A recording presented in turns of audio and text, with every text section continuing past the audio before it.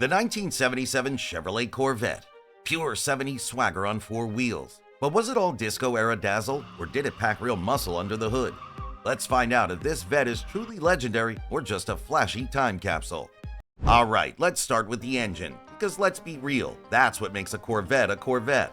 In 1977, it didn't have a million choices. It was simple, two V8 options, because, duh, it's a Vette. The base engine was the L48, a 350 cubic inch 5.7-liter small block putting out 180 horsepower. Now, I know what you're thinking, 180 horsepower? My mom's station wagon had more than that. This thing even move? Hang on. I know it sounds a little weak compared to today's cars, but remember this was 1977. Things were different. Plus, it's not just about the horsepower number, it's about how it feels. We'll get to that in a sec.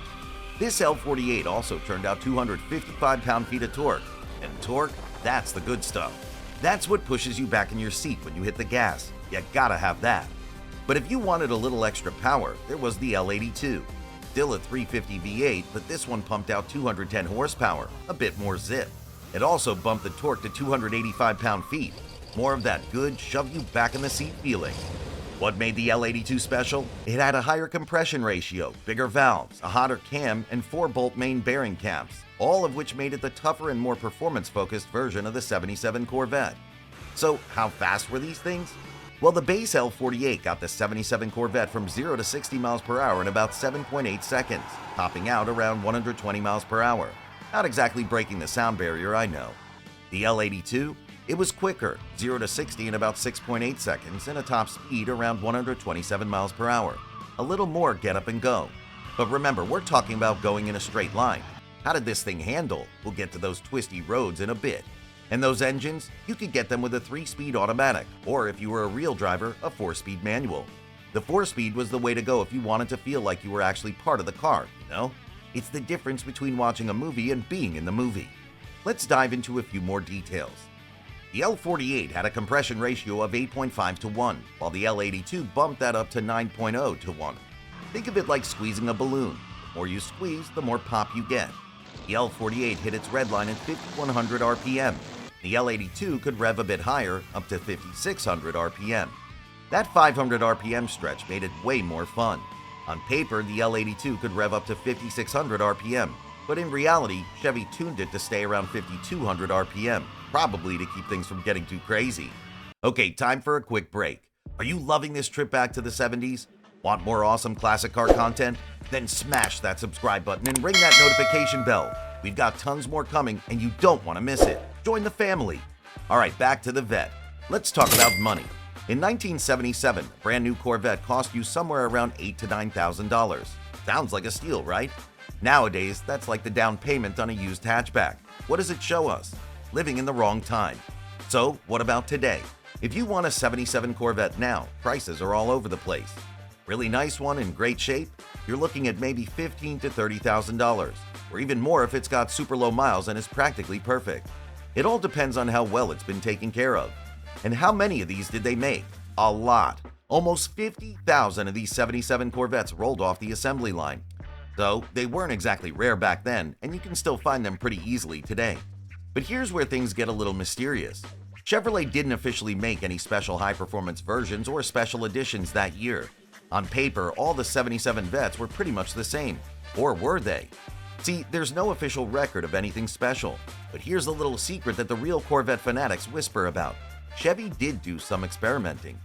There are rumors, stories from people who were in the know back then, about a few 77 Corvettes that got some secret upgrades at the factory. Maybe a little extra something to the engine, maybe some tweaked suspension parts. These cars were practically legends. So, the 1977 Corvette.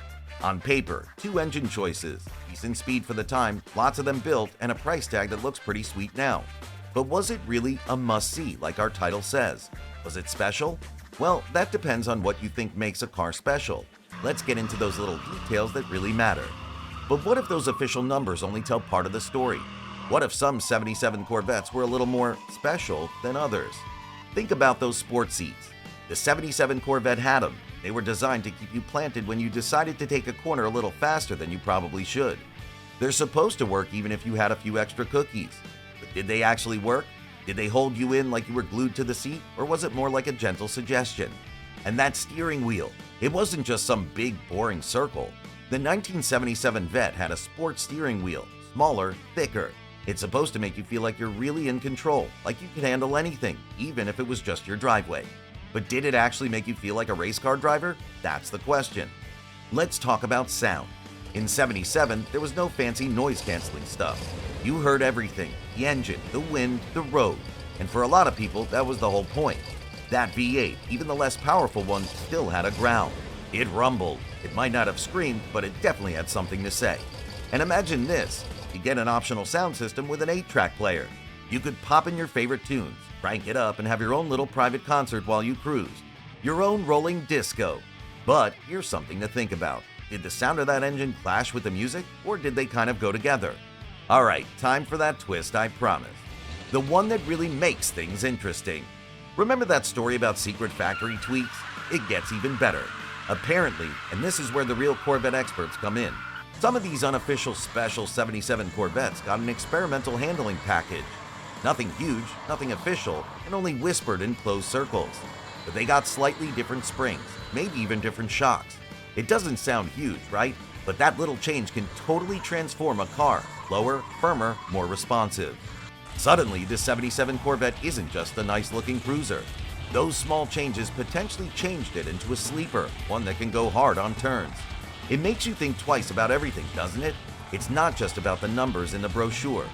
Let's step back for a second. Think about 1977. Gas prices were going up. Those giant gas-guzzling muscle cars were starting to look outdated. The Corvette, just like every other car, had to change. The 77 model wasn't about raw, insane power. Its magic came in another package. It was about keeping that Corvette feeling, but making it work for a new world. It's like teaching your grandpa to use a smartphone. Might be a little weird, but it's still your grandpa. Did it work? Did the Corvette still feel like a Corvette, or did it lose something along the way? And who was the competition? What other cars were out there that the 77 Corvette was trying to beat?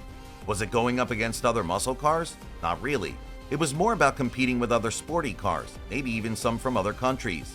Did this Corvette hold its own? Did it stay on top? That's like trying to figure out the best pizza place. You gotta try a bunch of them before you can really decide. And let's talk about the look of this thing. The 77 Corvette had that classic Corvette shape: long hood, short tail, those beautiful curves. And of course, the T-tops. Those roof panels that you could take off. On a sunny day, you pop those off and suddenly you're practically driving a convertible. Wind in your hair, sun on your face. It's like having two cars in one. But were those T-tops just a cool trick, or did they really make the car better? And those headlights. You ever notice how they worked on the 77 Corvette? They popped up, hidden when they were off, and then whoosh, they flipped up when you turned them on. It's like the car was winking at you. But did those pop-up headlights make it cooler, or just add another thing that could go wrong? And even little things like the badges. The 77 had those classic Corvette cross flags emblems. A very tiny detail, but it's the little details. This simple emblem symbolizes history. These small additions were essential. And here's a fun fact. Even the inside door handles on the 77 Corvette were special. They weren't just regular handles. They were sunk into the door panel. A tiny little detail, but it added to that sleek, sporty feeling. These minor elements added so much. So, was the 1977 Corvette really a must-see? Yeah, I think so, but not in the way you might expect. It wasn't a fire-breathing monster, but it had secrets, a hidden potential. Those few rare factory tweaked cars, that's what makes it really interesting. It shows that even when things were changing, the spirit of making something fast was still alive at Chevy. What do you think? Is the 1977 Corvette a true muscle car, or was it just a stylish cruiser? Drop your thoughts in the comments. And if you love classic cars, hit that subscribe button, because we've got more V8 goodness coming your way. Make sure you also check out our other videos. It'll be the best click you'll ever do on YouTube.